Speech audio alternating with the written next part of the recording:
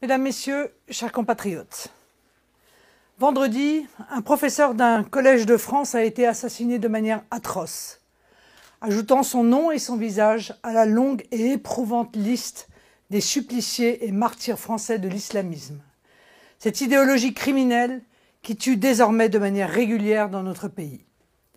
Cette épouvantable tragédie pour une famille à laquelle je veux témoigner mon affectueuse compassion l'est aussi pour tout un corps de serviteurs de l'État, les enseignants, directement visés par cet abject assassinat. Avec eux, c'est la République française tout entière qui a été attaquée dans ce qu'elle a de plus sacré, l'école. Le lieu de la promotion sociale et de l'apprentissage de la réflexion, le lieu de la culture et de la transmission.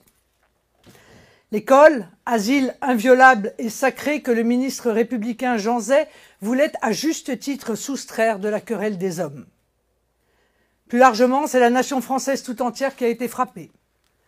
En enseignant la valeur de la liberté d'expression dans toute sa complexité, mais avec un tact qui l'honore, Samuel Paty était fidèle à la vocation de l'école de la République, celle qui éveille les consciences, enseigne la nuance et conduit les enfants à une élévation de l'esprit.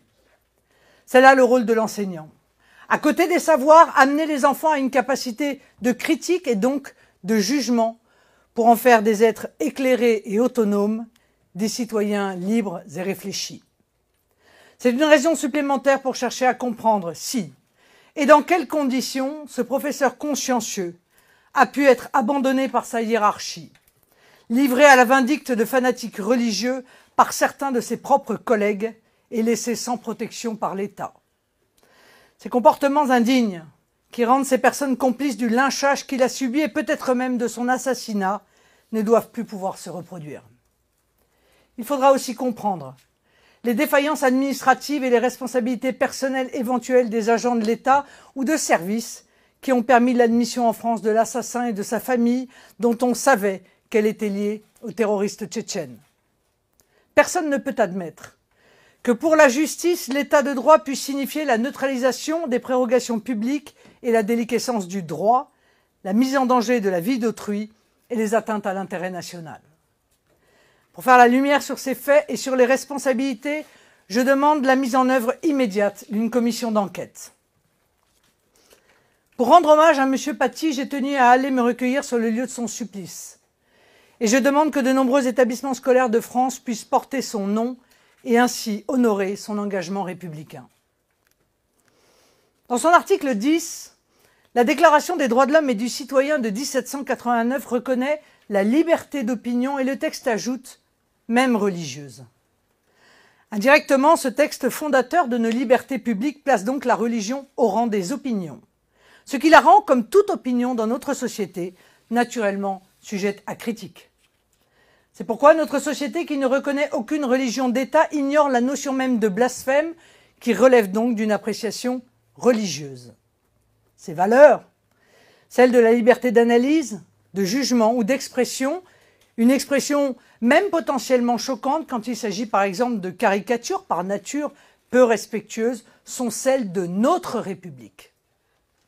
Ce sont aussi celles de la France. Et au-delà, celles de notre civilisation, qui ont fait de la liberté individuelle, de la liberté de l'esprit, le prolongement du caractère sacré de la personne humaine. Avec le spectre d'exécution extrajudiciaire, les islamistes voudraient rétablir le délit de blasphème dans notre pays. Par l'autocensure que la peur génère, nous assistons déjà à un rétablissement feutré du crime de blasphème, ce qui marque une première victoire de l'obscurantisme. Admettre cela comme un fait irréversible, ce serait commencer à admettre l'application de la charia en France. Or, même si cela est difficilement compréhensible pour les esprits imprégnés d'une vision théocratique, dans notre pays, la loi humaine s'impose sur la loi divine. Notre civilisation consacre en effet la salutaire distinction entre le temporel et le spirituel, rendre à César ce qui est à César et à Dieu ce qui est à Dieu. C'est là le fondement de notre laïcité. Principe qui, dans notre pays enclin aux guerres de religion, garantit la paix civile et religieuse. En réalité, avec ce drame de Conflans-Sainte-Honorine, la France est plongée dans une barbarie inqualifiable. En fait, elle a un nom. Elle se nomme islamisme. L'islamisme mérite à un double titre d'être qualifié de barbarie. D'abord par l'ignominie des procédés, qui relèvent de la bestialité, c'est-à-dire d'agissements sans conscience de la valeur de la vie et de la dignité humaine. Barbarie aussi parce que l'acte est commis par des barbares, qui ignorent le sens même de nos valeurs les plus sacrées et croient pouvoir faire triompher, y compris dans le sang, l'obscurantisme le plus hideux. Ce qui s'est passé le 16 octobre n'est pas vraiment une surprise, mais une nouvelle étape dans la dégradation de la situation. Ce 16 octobre, la France s'est réveillée devant la monstruosité d'un péril qui la guette en réalité depuis des décennies, mais que les pouvoirs impuissants et les gouvernements sans repère ont laissé entrer sur notre sol, s'y développer, prospérer pour finalement s'insinuer dans tous les recoins de notre société. Que de temps perdu depuis les foulards de Creil, qui étaient les premiers étendards d'un islamisme scolaire, et depuis les Kelkal et les Méras, qui en furent les premiers emblématiques exécuteurs. Faut-il citer toutes les atteintes à notre pacte républicain que des pouvoirs pusillanimes ou moralement corrompus ont admis sous la pression des islamistes? Dans ce défi, où la règle est de faire reculer la République, chaque revendication satisfaite appelle une revendication supplémentaire. En ces tragiques circonstances, le romancier algérien Boualem Sansal a tenu à nous rappeler que la menace à laquelle la France a affaire ne procède pas de la dérive individuelle de quelques illuminés, et encore moins de quelques déséquilibrés, mais d'une offensive organisée, d'une idéologie criminelle, un État sans territoire, nous dit-il, sans frontières, qui a déclaré la guerre au monde entier, aux musulmans laïcisés, aux juifs, aux chrétiens ou aux athées, avec l'objectif d'imposer partout un implacable ordre théocratique. Avons-nous compris que les meurtres de masse du Bataclan ou de Nice, les attaques ciblées contre nos militaires, nos policiers, les atroces assassinats d'un prêtre ou d'un chef d'entreprise et aujourd'hui d'un enseignant constituent une déclaration et des actes de guerre que nos dirigeants ont toujours cherché à minimiser? Décennies durant, 2 fautes et peut-être 2 crimes contre la nation ont été commises. Laisser cette idéologie islamiste totalitaire et criminelle prendre pied dans notre pays, lui fournir, notamment par une immigration incontrôlée, une armée qui s'y est infiltrée pour la servir, avec ses lieux pour l'abriter, ses écoles pour la former, des réseaux pour la renforcer, la récente manifestation d'illégaux comme la promesse de régularisation en masse imposée peu ou prou par l'Union européenne à des gouvernements soumis en disent long de cette trahison qui se poursuit. Après avoir invoqué la guerre à propos d'une alerte sanitaire, le président de la République se trouve aujourd'hui réduit devant un acte de guerre perpétré contre un citoyen français à un trait convenu et déjà très tardif, ils ne passeront pas. Faut-il que l'édifice politico-administratif soit quelque peu dépassé par les événements ou peu en prise avec les réalités du monde pour que, face à une force organisée et déjà installée, prosélyte et conquérante, notre président n'ait à proposer qu'une insuffisante et anachronique stratégie d'endiguement? La situation appelle une stratégie de reconquête. Il y a peu, le président a ouvert un débat sur le séparatisme. Nous nous en félicitons. Et ce tragique événement nous conforte dans l'urgence des décisions et de l'action. Il ne s'agit pas de mener la guerre à une ou à des religions, mais de s'attaquer à la dérive sectaire d'un islam politique et de son idéologie criminelle, l'islamisme. J'ai dit notre intention de participer de manière active et constructive au débat parlementaire qui va s'ouvrir. Pour autant, il ne s'agit nullement pour le mouvement national de servir de caution à un pouvoir faible et indécis. Nous pensons que l'irrésolution contribue à armer les bras des assassins et notre pays, au tournant de son histoire, n'a plus le temps des errements, des approximations et des excuses. Parce qu'il y va de l'intérêt national et même de l'intérêt vital des Français, notre participation et notre bienveillance seront proportionnelles à la capacité du pouvoir à écouter et adopter notre plan de reconquête républicaine. Pour nous, la République doit reprendre le contrôle. Pour nous, comme pour tous les Français, l'éradication de l'islamisme sur le sol français n'est plus une option, mais une obligation. Cette reconquête républicaine que nous voulons repose sur 3 piliers. La restauration de l'État, la réaffirmation de la République, l'unité de la nation. La restauration de l'État. L'islamisme est une idéologie belliqueuse dont le moyen de conquête est le terrorisme. Puisque le terrorisme est un acte de guerre, il exige une législation de guerre. Cette législation d'exception sera conforme à l'état de droit. Elle sera dirigée contre les terroristes, n'affectera aucunement les libertés publiques des citoyens, mais au contraire, les garantira.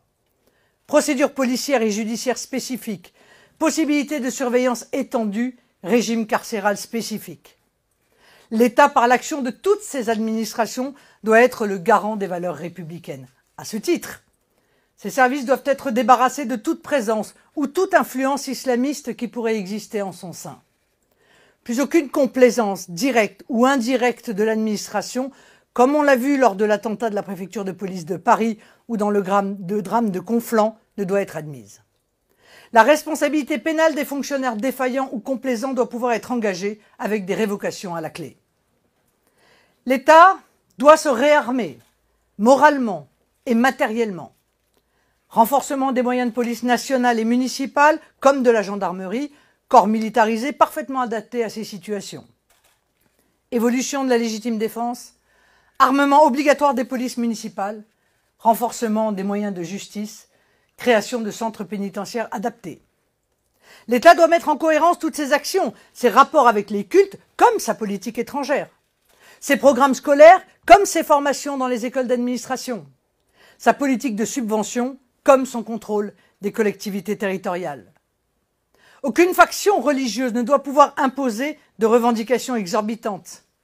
Les interdits religieux, les atteintes à la mixité, les exigences communautaristes, les occupations illégales de l'espace public doivent être traitées sans complaisance. Les prêcheurs de haine, comme les propagateurs du séparatisme religieux, doivent être poursuivis et, s'ils sont étrangers, expulsés sans délai. Vous l'avez compris, comme à certains moments de son histoire, la République doit montrer toute la détermination dont elle est capable. Tout cela dans le cadre d'un État de droit, ce qui suppose un État et du droit, un État restauré et une loi appliquée. La réaffirmation de la République. Au fanatisme, nous devons opposer la beauté de l'émancipation de l'homme. À l'obscurantisme, l'intelligence de la raison et du cœur. À la soumission, l'attachement à la liberté. À la violence, la force. La force légitime de la loi, dans son implacable rigueur. La République ne doit pas avoir de réticence à faire triompher partout son projet émancipateur et la France ses valeurs de civilisation. La laïcité, fondement de la paix civile, doit être appliquée pour libérer les espaces publics d'une appropriation religieuse abusive dont le port du voile est une des expressions, pour prémunir des revendications inacceptables, pour contraindre les dérives communautaristes. L'unité de la nation, enfin. La citoyenneté française devrait être restaurée avec une réforme du Code de la nationalité et la mise en œuvre de déchéances effectives de nationalité, la révision des conditions d'expulsion et le contrôle systématique des dérives sectaires. Aucun étranger fiché S pour islamisme en situation régulière ou irrégulière ne doit pouvoir rester en France. Un binational fiché S pour islamisme doit être déchu de sa nationalité et renvoyé. Un Français fiché S pour islamiste doit être poursuivi pour intelligence avec l'ennemi, condamné et incarcéré. La politique migratoire, qui nourrit le communautarisme, terreau de l'islamisme, doit être drastiquement revue. Compte tenu des attaques terroristes désormais régulières, notre pays doit faire jouer les clauses de sauvegarde de l'Union européenne afin de reprendre la maîtrise de ses frontières nationales. Un moratoire immédiat sur l'immigration et sur les naturalisations doit être décidé. Le pacte pour l'immigration et l'asile présenté par l'Union européenne doit être rejeté par la France.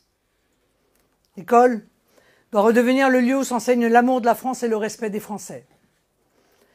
Boualem Sansal, qui a connu les années noires dans son pays, nous rappelle avec amitié que la guerre contre l'islamisme est une guerre totale. Cette guerre contre l'islamisme, nous devons la mener vraiment, nous allons la gagner, unis autour de nos valeurs.